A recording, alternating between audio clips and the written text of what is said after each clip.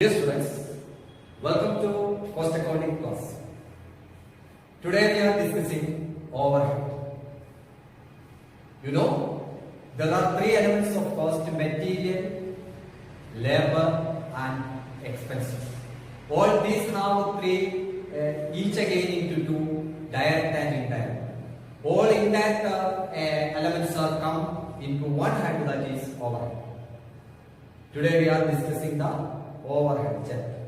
How to distribute the overhead among the departments. Overhead distribution. Primary overhead distribution and the secondary overhead distribution. Okay, let us start the class. Let us start. നമുക്ക്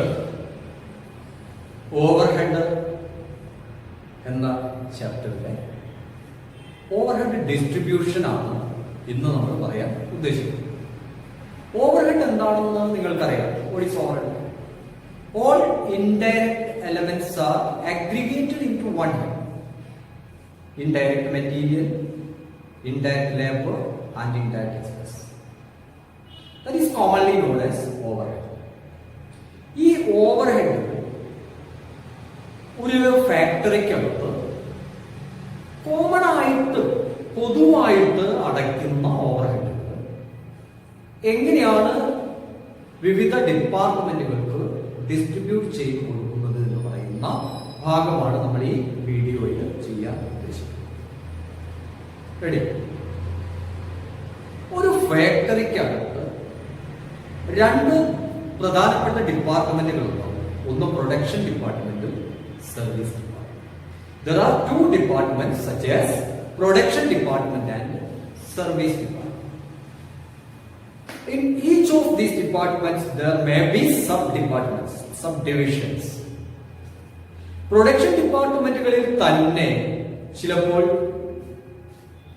ഒന്നിലധികം സബായിട്ട് ഡിപ്പാർട്ട്മെന്റുകൾ ഉണ്ടാവും. Suppose P1, P2 രണ്ട് department. അതുപോലെ തന്നെ service ഡിപ്പാർട്ട്മെന്റിൽ രണ്ട് ഡിപ്പാർട്ട്മെന്റുകൾ ഉണ്ടെന്ന് വിചാരിക്കുക, S1, S2. അപ്പോൾ ഈ ഫാക്ടറിക്കകത്ത് 4 ഡിപ്പാർട്ട്മെന്റുകൾ മൊത്തത്തിലുണ്ട്. അപ്പോൾ പലപ്പോഴും ഈ ഫാക്ടറിയിലെ പല എക്സ്പെൻസുകളും മൊത്തത്തിൽ കോമൺ ആയിട്ട് അടയ്ക്കുന്നുണ്ട്. അങ്ങനെ കോമൺ ആയിട്ട് അടച്ചിട്ടുള്ള എക്സ്പെൻസുകളെ നമുക്ക് എല്ലാ ഡിപ്പാർട്ട്മെന്റുകളിലേക്കും എന്ത് ചെയ്യണം? ഡിവൈഡ് ചെയ്ത് അലോക്കേറ്റ് ചെയ്യണം. Apportionment and allocation of the overheads expenses should be done. അപ്പോൾ അത് എങ്ങനെയാണ് എന്നാണ് നമ്മൾ പഠിക്കാൻ.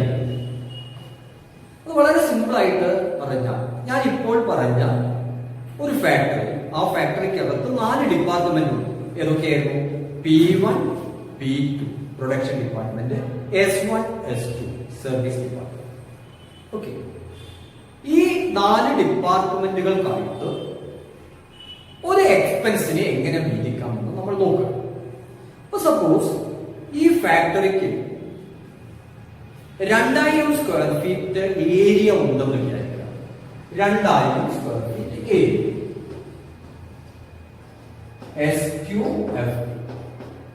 ഓക്കെ, ഇവിടെ എത്ര ഡിപ്പാർട്ട്മെന്റ് ഉള്ളത്? P1, P2, S1, S2. Okay, S1 and S2. P1, P2 production department, S1, S2 service department. അങ്ങനെ 4 ഡിപ്പാർട്ട്മെന്റ് ആണുള്ളത്. ഓക്കെ അല്ലേ? അപ്പൊ ഇവിടെ 2000 സ്ക്വയർ ഫീറ്റ് എന്ന് പറയുന്ന ഈ ഫ്ലോർ ഏരിയ ഈ 4 ഡിപ്പാർട്ട്മെന്റുകൾക്കായിട്ടാണ് വീതിച്ച് 4 റൂമുകളാണ് എന്ന് വിചാരിക്കുക. So there are 4 departments. Each departments occupy 500 square feet. ഓരോ ഡിപ്പാർട്ട്മെന്റും കൈവശം വെച്ചിരിക്കുന്നത് 500 സ്ക്വയർ ഫീറ്റ് വീതമാണെന്ന് വിചാരിക്കുക. 4, 3, 2000 സ്ക്വയർ ഫീറ്റ്. ഓക്കെ, ഈ ഒരു സ്പേസിന് 10,000 രൂപ വാടകയാണ്. റെന്റ് ഇനത്തിൽ 10,000 രൂപ റെന്റ് പെയ്ഡ് rupees 10,000. ഈ 10,000 രൂപ 4 ഡിപ്പാർട്ട്മെന്റിനും കൂടി ചെലവഴിക്കേണ്ടതല്ലേ? ഈ 10,000 രൂപ 4 ഡിപ്പാർട്ട്മെന്റിലേക്ക് നമ്മൾ എന്ത് ചെയ്യണം? വീതിച്ചു കൊടുക്കും, എപ്പോർഷൻ ചെയ്യണം, എന്നിട്ട് അത് അലോക്കേറ്റ് ചെയ്യണം. ഇതാണ് നമ്മൾ ഓവർഹെഡ് ഡിസ്ട്രിബ്യൂഷനിൽ പറയാൻ പോകുന്നത്. അപ്പൊ ഇവിടെ ഈ 10,000 രൂപയെ നമ്മൾ എങ്ങനെ എപ്പോർഷൻ ചെയ്യണം? നിങ്ങൾ നോക്കുക, ഇവിടുത്തെ ഓരോ ഡിപ്പാർട്ട്മെന്റും ഓക്യുപ്പൈ ചെയ്ത ഇടത്തിനാണല്ലോ വാടക കൊടുക്കേണ്ടത്. അങ്ങനെയാണെങ്കിൽ ഇവർ തമ്മിലുള്ള ഒരു റേഷ്യോ എന്താണത്? P1 500 P2 500 S1 500 S2 500. ഇതൊന്നുകൂടി ചെറുതാക്കിയാൽ 5:5:5:5:5. ഒന്നുകൂടി ചെറുതാക്കിയാൽ 1:1:1:1. ഇങ്ങനെയാണ് ഈ 10,000 രൂപ വീതിക്കുന്നത്. 1:1:1:1. അങ്ങനെ വരുന്ന സമയത്ത് നമുക്ക് നോക്കാം എങ്ങനെ ഈ തുക വീതിക്കപ്പെടും. അപ്പൊ ഇവിടെ റെന്റ് എന്ന് പറയുന്ന ഈ ഒരു ഐറ്റം, റെന്റ് 4 ഡിപ്പാർട്ട്മെന്റുകൾക്കായിട്ട് വീതിച്ചു കൊടുക്കാൻ നമ്മൾ എടുത്തിരിക്കുന്ന ഒരു ബേസ് ഉണ്ട്. ആ ബേസ് ഏതാ? Floor area. അപ്പോ ഏതൊരു എക്സ്പെൻസും ഡിവൈഡ് ചെയ്യാൻ നമ്മൾ എന്ത് ചെയ്യണം? ഒരു ബേസ് കിട്ടണം, മോസ്റ്റ് സ്യൂട്ടബിൾ ബേസ്. ഇവിടുത്തെ മോസ്റ്റ് സ്യൂട്ടബിൾ ബേസ് ഏതാണ്? ഫ്ലോർ ഏരിയ ആണ്. Floor area. ഈ ഫ്ലോർ ഏരിയ അതിന്റെ റേഷ്യോ എങ്ങനെയാണ്? 1:1:1:1. അതിന്റെ ടോട്ടൽ എമൗണ്ട് എത്രയാണ്? റെന്റ് 10,000. ഇത് നമ്മൾ എങ്ങനെ വീതിക്കും? P1 P2 S1 S2.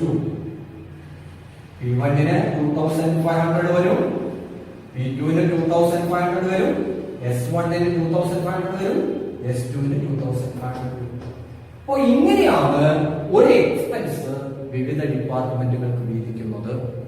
Okay, ഇങ്ങനെയാണ് ഈ ഒരു കോമൺ ആയിട്ട് വന്ന എക്സ്പെൻസ് നമ്മൾ എന്ത് ചെയ്തത്?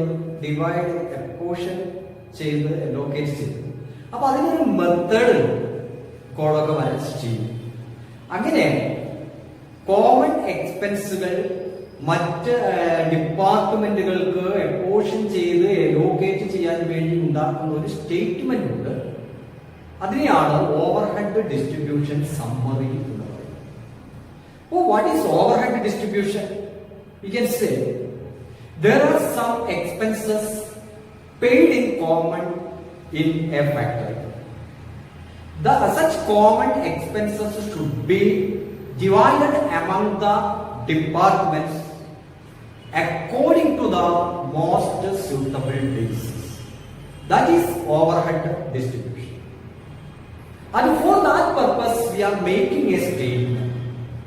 That statement is called overhead distribution summary. എങ്ങനെയാണ് ഓവർഹെഡ് ഡിസ്ട്രിബ്യൂഷൻ സമ്മറി ഉണ്ടാക്കുന്നത് എന്ന് നോക്കാം. അതിനു മുൻപ് പറഞ്ഞ കാര്യം ഒന്നുകൂടി പറയാം. ഇത്തരം ക്വസ്റ്റ്യനകത്ത് കോമൺ ആയിട്ട് തരുന്ന ഒരു എക്സ്പെൻസ് ഉണ്ടായിരിക്കും, ഒന്നിലധികം എക്സ്പെൻസുകൾ ഉണ്ടായിരിക്കും. ഈ എക്സ്പെൻസുകൾ ആ ഫാക്ടറിയുടെ വിവിധ ഡിപ്പാർട്ട്മെന്റുകൾക്ക് നമ്മൾ വീതം വെച്ച് കൊടുക്കണം. അങ്ങനെ വീതം വെച്ച് കൊടുക്കണമെങ്കിൽ there should be a most equitable basis. ഏറ്റവും അനുയോജ്യമായ ഒരു ബേസിസ് ഉണ്ടാകണം. ആ ബേസിസ് എവിടുന്ന് കിട്ടും? അതേ ക്വസ്റ്റ്യൻ അകത്ത് അതർ ഇൻഫർമേഷൻ, അഡീഷണൽ ഇൻഫർമേഷൻ അകത്ത് പറഞ്ഞിട്ടുണ്ടാവും. അത് ക്വസ്റ്റ്യൻ ചെയ്യുമ്പോൾ നമുക്ക് മനസ്സിലാവും. ഇപ്പോൾ നമ്മൾ പറഞ്ഞതിൽ റെന്റ് ആണ് മോസ്റ്റ് ഇക്വിറ്റബിൾ ബേസിസ്. അതെങ്ങനെയാണ് ഒരു ഫോർമാറ്റിലേക്ക് മാറ്റുക എന്ന് നോക്കാം. ഓവർഹെഡ് ഡിസ്ട്രിബ്യൂഷൻ സമ്മറിയുടെ ഫോർമാറ്റ്. ഇവിടെ നമുക്ക് കോളം എങ്ങനെ വരയ്ക്കാൻ പോകും? ആവശ്യമെങ്കിൽ നിർത്തി വരയ്ക്കും. ഓക്കെ, ഐറ്റം എഴുതാൻ ഐറ്റം. ഇവിടെ എന്തായിരുന്നു ഐറ്റം? റെന്റ്. അടുത്തതായിട്ട് most suitable basis, basis of apportionment. Basis of apportionment.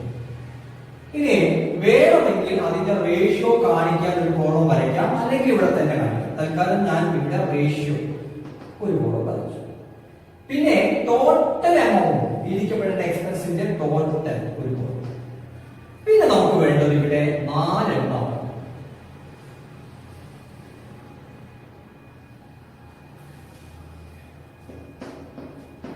Production ഡിപ്പാർട്ട്മെന്റും സർവീസ് ഡിപ്പാർട്ട്മെന്റ്. ഈ പ്രൊഡക്ഷൻ ഡിപ്പാർട്ട്മെന്റിൽ നമുക്ക് എന്തുണ്ട്? P1 എന്ന് പറയുന്ന ഒരു ഡിപ്പാർട്ട്മെന്റും P2 ഉണ്ട്. സർവീസിൽ എന്തുണ്ട്?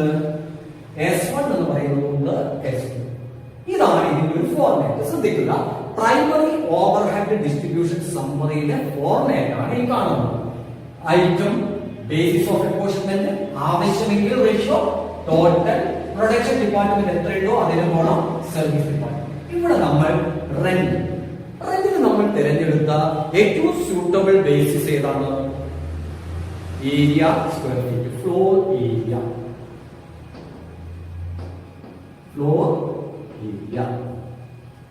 ഈ ഫ്ലോർ ഏരിയയുടെ റേഷ്യോ നമ്മൾ എങ്ങനെയാണ് നേരത്തെ നോക്കിയത്? 1:1:1:1. Total amount rent 10,000. ഇത് വീതിച്ചപ്പോ എല്ലായിടത്തും 2,500, 2,500, 2,500, 2,500 കഴിഞ്ഞു. ഇങ്ങനെ അടുത്ത എക്സ്പെൻസ് ഉണ്ടെങ്കിൽ അതെടുക്കും, അതിന്റെ ഏരിയ അതിന്റെ ബേസിസ് ഏതാണോ അതെടുക്കും, അതിന്റെ റേഷ്യോ കാണും. ഇങ്ങനെ സപ്പോസ് ഇതേ ക്വസ്റ്റ്യൻ അകത്ത് നമ്മുടെ ഫ്ലോർ ഏരിയക്ക് മാറ്റം ഉണ്ടെന്ന് വരിക. P1, P2, S1, S2. നേരത്തെ ഞാൻ പറഞ്ഞ എല്ലാം 500 ആയിരുന്നു. ഒരു മാറ്റം, P1 800, P2 600, S1 400, അപ്പൊ ബാക്കി 200.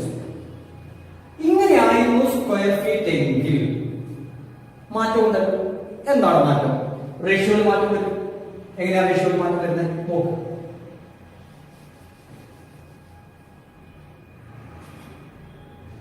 എട്ട് 6:4:2 എല്ലാത്തിനും 2 പോകുമ്പോ നമുക്ക് ചെറുതാക്കാം. 4:3:2:1. അപ്പോ ഈ 10,000 വിധിക്കേണ്ടത് എങ്ങനെയാ?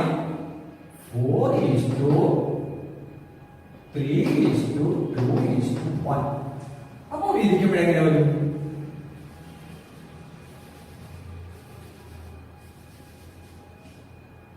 ശ്രദ്ധിക്കുക, 10,000 into 4/10 4,000. 10,000 into 3/10 3,000. 10,000 into 2/10 2,000. 10,000 into 1/10 1,000. Okay, ഇങ്ങനെ.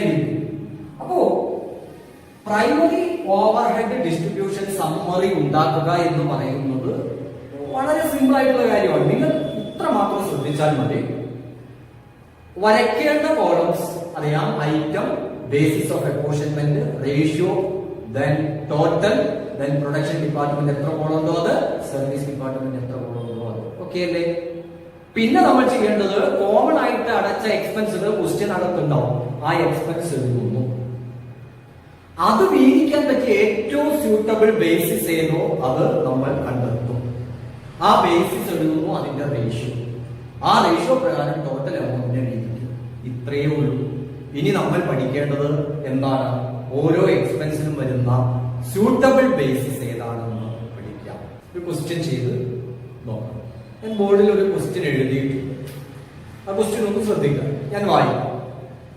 In a factory, there are 2 production department P1, P2 and 2 service department S1, S2.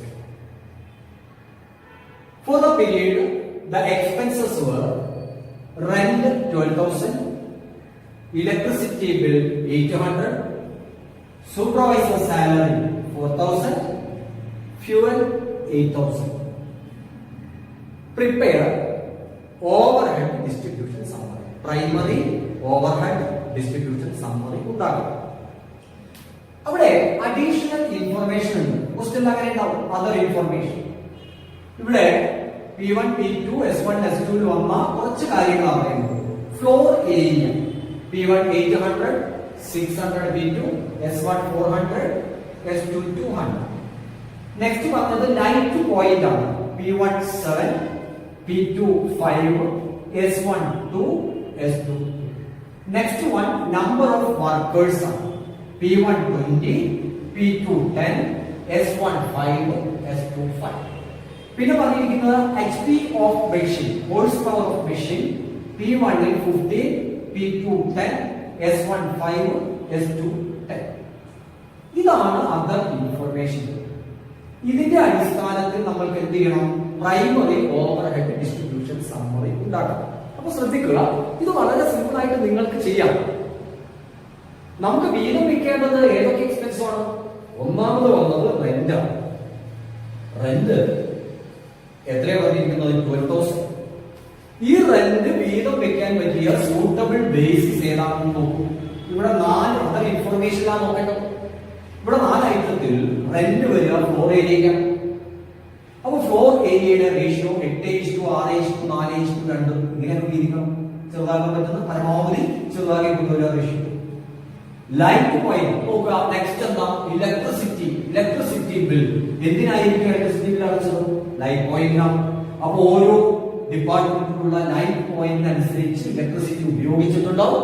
അതിനനുസരിച്ച് നമുക്ക് വീതം വെക്കാം. According to this basis light point.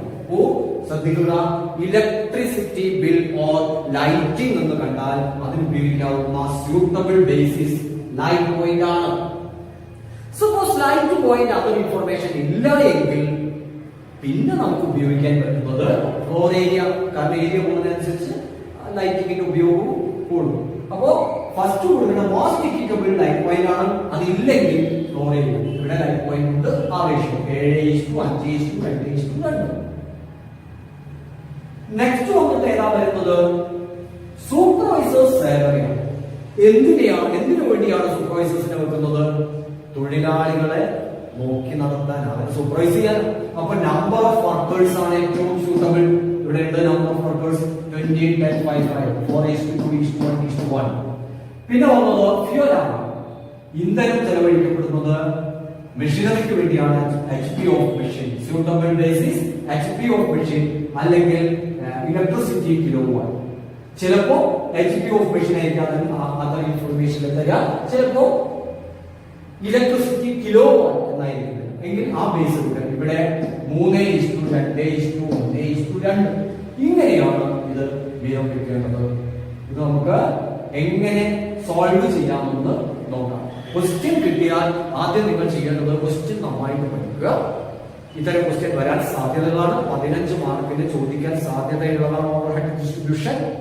അതുകൊണ്ട് ക്വസ്റ്റ്യൻ കിട്ടിയാൽ ക്വസ്റ്റ്യൻ എക്സ്പെൻസുകൾ നോക്കുക, അതിന്റെ സ്യൂട്ടബിൾ ബേസിസ് നോക്കുക, അതിന്റെ റേഷ്യോ നമുക്ക് ഇത് എങ്ങനെ സോൾവ് ചെയ്യാമെന്ന് നോക്കാം. ശരി, അപ്പോ ഈ ഒരു ക്വസ്റ്റ്യൻ നമുക്കൊന്ന് സോൾവ് ചെയ്ത് നോക്കാം. എങ്ങനെയാണ്? ഇതാ കൂടുതൽ ചെയ്ത് കഴിഞ്ഞു. ഇതാണ് പ്രൈമറി ഓവർഹെഡ് ഡിസ്ട്രിബ്യൂഷൻ സമ്മറി. അപ്പൊ നമ്മള് ഹെഡിങ് ഒന്ന് എഴുതുക. പ്രൈമറി ഓവർഹെഡ് ഡിസ്ട്രിബ്യൂഷൻ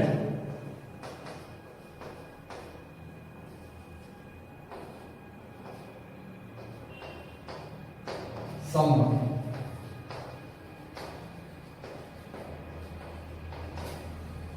ഇവിടെ നേരത്തെ പറഞ്ഞതുപോലെ ഐറ്റം ഉണ്ട്, ബേസിസ് ഉണ്ട്, ratio, total, production department P1, P2, service department S1, S2. ഇത്രയും നമ്മുടെ ഒന്നാമത്തെ എക്സ്പെൻസ് റെന്റ് ആയിരുന്നു. റെന്റിന്റെ most suitable basis floor area ആണെന്ന് പറഞ്ഞു.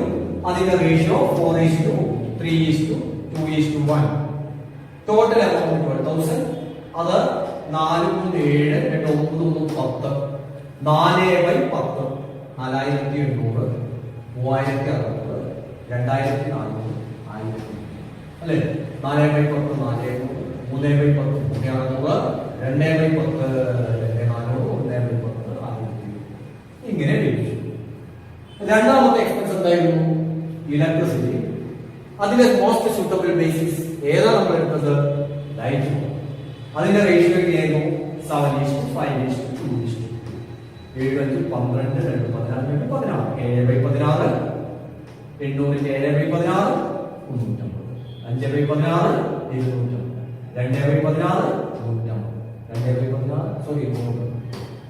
ഓക്കെ, നെക്സ്റ്റ് വന്നിട്ട് സൂപ്പർവിഷൻ. സൂപ്പർവിഷൻ ഏതായിരുന്നു most equitable way? Number of hours 4:2:1:1 4000 വിഭജിച്ചപ്പോൾ 4 6 7 8 4/8 4000 വന്നിട്ട് 2000 1000 500 500.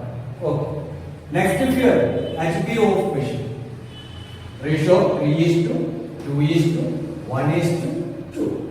8,000 rupees ആണ് ടോട്ടൽ ഉള്ളത്. അത് ഈ റേഷ്യോയിൽ വിഭജിച്ചപ്പോൾ 3,000 2,000 1,000 2,000. Then total column 24,800. Then P1 10,150. P2 6,850. S1 total 4,000. S2 3,800. Okay, total 24,000. ഇപ്രകാരമാണ് പ്രൈമറി ഓവർഹെഡ് ഡിസ്ട്രിബ്യൂഷൻ സമ്മറി തയ്യാറാക്കേണ്ടത്. ഇതെങ്ങനെ തയ്യാറാക്കണം എന്നുള്ള മെത്തേഡ് ആണ് നമ്മൾ ഇപ്പോൾ പറഞ്ഞത്. ഇനി നിങ്ങൾ ശ്രദ്ധിക്കേണ്ടത് ഓരോ ഐറ്റത്തിനും ഓരോ എക്സ്പെൻസിനുള്ള മോസ്റ്റ് സ്യൂട്ടബിൾ ബേസിസ് ഏതെന്ന് നിങ്ങൾ തിരിച്ചറിയുക. അതറിഞ്ഞിട്ട് ക്വസ്റ്റ്യൻ നന്നായിട്ട് റെഫർ ചെയ്ത് ഈ രീതിയിൽ പ്രോബ്ലം ചെയ്യാം. കൂടുതൽ ക്വസ്റ്റ്യൻസ് നിങ്ങൾ നിങ്ങളുടെ ടെക്സ്റ്റ് വെച്ചിട്ട് ചെയ്യണമെന്ന് അഭ്യർത്ഥിക്കുകയാണ്. ഓക്കെ, ഇന്നത്തെ ക്ലാസ് ഇവിടെ നിർത്താം. Thank you.